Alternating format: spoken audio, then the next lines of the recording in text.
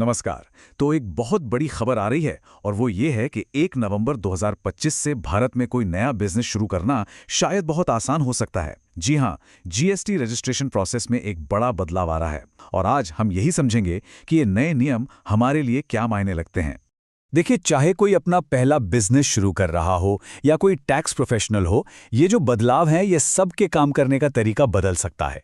सरकार का कहना है कि वो कागजी कार्रवाई कम करके प्रोसेस को आसान बना रही है। तो चलिए देखते हैं कि ये सुनने में जितना अच्छा लग रहा है, असल में भी उतना ही अच्छा है या नहीं। ये नंबर 3, बस यही नंबर इस पूरे बदलाव के सेंटर में है। ये वो 3 वर्किंग डेज हैं जिनके अंदर कुछ खास तरह के बिजनेसेस को अब अपना जीएसटी रजिस्ट्रेशन मिल सकता है। ये एक गेम चेंजर हो सकता है और हम पता लगाएंगे कि ये आखिर मुमकिन कैसे होगा। तो आज हम क्या क्या देखने वाले हैं? सबसे पहले हम देखेंगे कि रजिस्ट्रेशन कैसे तेज हो रहा है, फिर एक नए इलेक्ट्रॉनिक सिस्टम के बारे में जानेंगे। इसके बाद छोटे बिजनेसेस के लिए एक बहुत ही मजेदार नए ऑप्शन पर बात करेंगे और ये भी समझेंगे कि अगर उस ऑप्शन से बाहर निकलना हो तो कैसे निकलें। और आखिर में इन सब का हमारे लिए मतलब क्या है वो भी समझेंगे। तो चलिए सबसे पहले मुद्दे पर आते हैं, तेज जीएसटी रजिस्ट्रेशन। हम सब जानते हैं कि नया बिजनेस शुरू करना कितना मुश्किल हो सकता है और ये जो लंबा चौड़ा रजिस्ट्रेशन का प्रोसेस होता है ना, वो अक्सर पहली ही रुकावट बन जाता है। पर अब लगता है कि चीजें बदलने वाली हैं। अब बात करते हैं इलेक्ट्रॉनिक रजिस्ट्रेशन की। तो इस समस्या को सुलझाने के लिए सरकार एक नया ऑटोमेटेड तरीका ला रही है जिसका मकसद है पूरे प्रोसेस को आसान बनाना। तो इस पूरे बदलाव की जो नींव है वो है एक नया नियम, रूल 9A। ये एक बिल्कुल नया तरीका है जिसमें जीएसटी का जो ऑनलाइन प्लेटफॉर्म है, जिसे कॉमन पोर्टल कहते हैं, वो डेटा एनालिसिस का इस्तेमाल करके अपने आप ही रजिस्ट्रेशन दे देगा, मतलब बिना किसी ऑफिसर के दखल के। तो चलिए पुराने और नए तरीके में फ़र्क क्या है ये साफ साफ देखते हैं।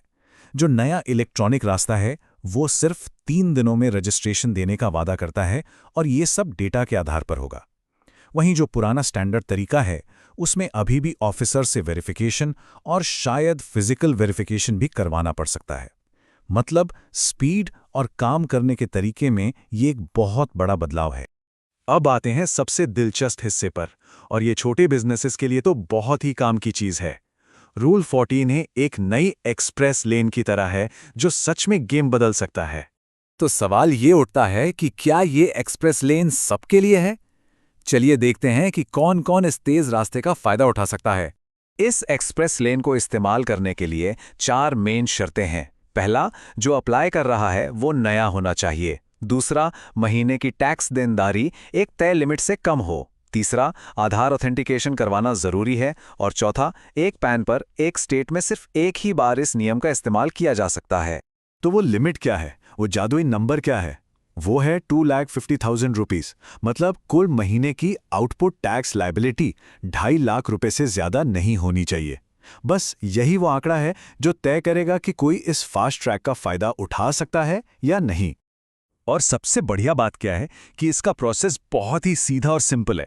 बस फॉर्म जीएसटी REG 01 में जाकर इस ऑप्शन को चुनना है, अपना आधार ऑथेंटिकेशन पूरा करना है और जैसे ही वो वेरीफाई हो जाएगा, बस 3 वर्किंग डेज में रजिस्ट्रेशन हाथ में।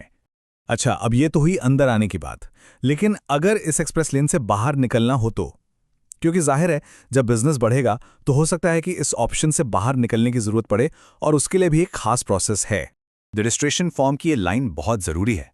देखिए, ये सिर्फ एक लाइन नहीं है, ये एक तरह का वादा है जो ये याद दिलाता है कि जब कोई इस एक्सप्रेस लेन को चुनता है तो वो कुछ शर्तों को मानने की जिम्मेदारी भी लेता है। बात सिर्फ स्पीड की नहीं है, जिम्मेदारी की भी है। तो अगर किसी को इस ऑप्शन से बाहर निकलना है तो कुछ चीज़ों का ध्यान रखना होगा। एक नया फॉर्म है GST REG 32, वो भरना पड़ेगा। सारे tax returns up to date होने चाहिए और यह भी पक्का करना होगा कि बिजनेस के खिलाफ रजिस्ट्रेशन कैंसिल करने की कोई कार्रवाई न चल रही हो। जो बाहर निकलने का प्रोसेस है वो भी काफ़ी सीधा साधा है। आपको बस एक एप्लीकेशन फाइल करनी है, एक ऑफिसर उसे देखेगा और फिर या तो वो उसे मंजूरी देगा या फिर उसे रिजेक्ट कर देगा। चलिए अब आते हैं सबसे ज़रूरी बात पर। इन सब बदलावों का आखिर मतलब क्या है? जो खास बातें हैं उन्हें एक बार फटाफट समझ लेते हैं। ये टेबल एक तरह से चीट शीट है। इसमें सारे जरूरी फॉर्म्स एक जगह पर हैं। ध्यान देने वाली बात यह है कि 2 नए फॉर्म आए हैं, RAG 32 और RAG 33, और 2 पुराने फॉर्म्स REG 01 और REG 05 को इन बदलाव के हिसाब से बदला गया है। तो कुल मिलाकर बात यह है, ये नए नियम नए और छोटे बिजनेसेस के लिए रजिस्ट्रेशन को बहुत ज्यादा तेज बना देते हैं। लेकिन हाँ, एक बात याद रखनी होगी, ज्यादा स्पीड के साथ ज्यादा जिम्मेदारी भी आती है। और यहीं पर एक बहुत बड़ा सवाल खड़ा होता है, क्या ये एक्सप्रेस लेन सच में और ज़्यादा छोटे बिजनेसेस को भारत की फॉर्मल इकोनॉमी यानी औपचारिक अर्थव्यवस्था में लाने में मदद करेगी?